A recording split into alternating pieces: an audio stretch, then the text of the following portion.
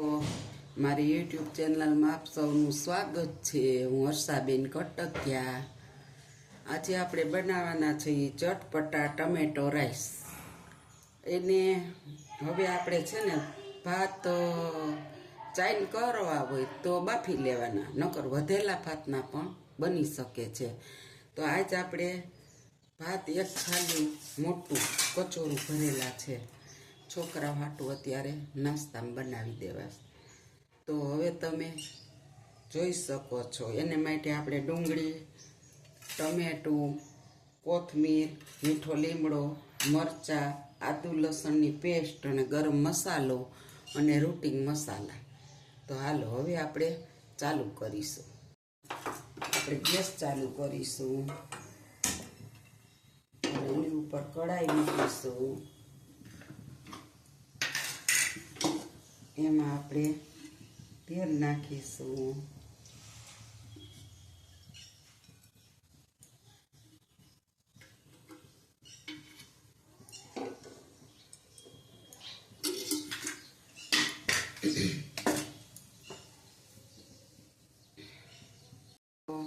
આપણું તેલ હવે આવી ગયું છે, તો આપણે એની અંદર 1 ચમચી જીરું નાખીશું, 1 ચમચી રાઈ નાખીશું અને હવે આપણે એને તતડવા દેશું। રાઈ તતડી ગઈ છે, હવે આપણે એમાં થોડીક હિંગ નાખીશું, મીઠા લીમડાના પાન નાખી દઈશું અને લીલા મરચાં છે 2 સુધારેલા, એને આપણે નાખી દઈશું।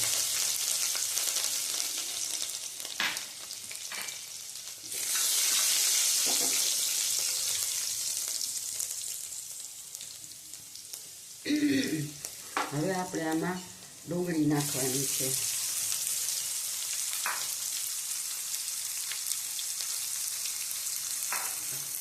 અને એને આપણે આખો ગુલાબી સાતળવાની છે। એ ડુંગળી હવે થોડી ગોલ્ડન બ્રાઉન થવા માંડી છે। હવે આપણે એમાં નાખીશું આદુ અને લસણની પેસ્ટ, 1/2 ચમચી નાખવાની છે।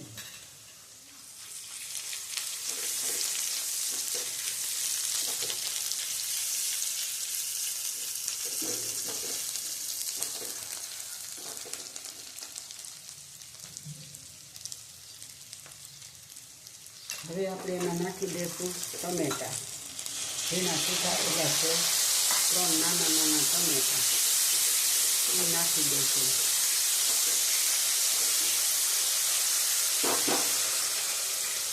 અને એને આપણે ગળવા દઈશું થોડીક વાર।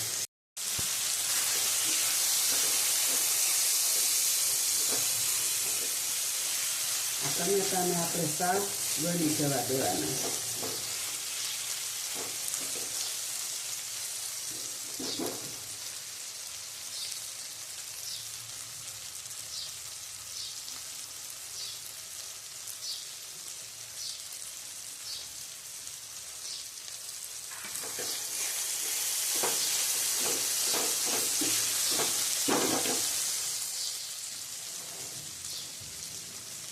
આપણે હવે એની અંદર થોડુંક મીઠું નાખીશું સ્વાદ અનુસાર, એટલે ટમેટા એ જલ્દી ગળી જાય,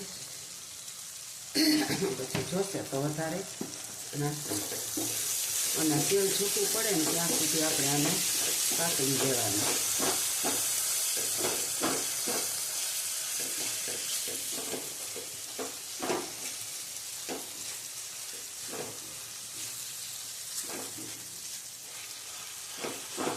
હવે આપણા ટમેટા સાવ ગળી ગયા છે, તમે જોઈ શકો છો, અને તેલ તેમાં છૂટું પડી રહ્યું છે મસ્ત। હવે આપણે એની અંદર હળદર પાવડર,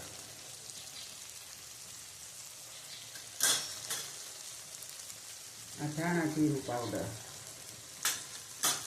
મરચું પાવડર, આપણે મરચું નાખ્યું છે એટલે જેવું તીખું ખાતા હોય એ પ્રમાણે મરચું પાવડર નાખવાનું। અને હવે આપણે આમાં ગરમ મસાલો નાખી દઈશું થોડોક. અને હવે આપણે આમાં આ ભાત નાખી દઈશું ભાંગેને.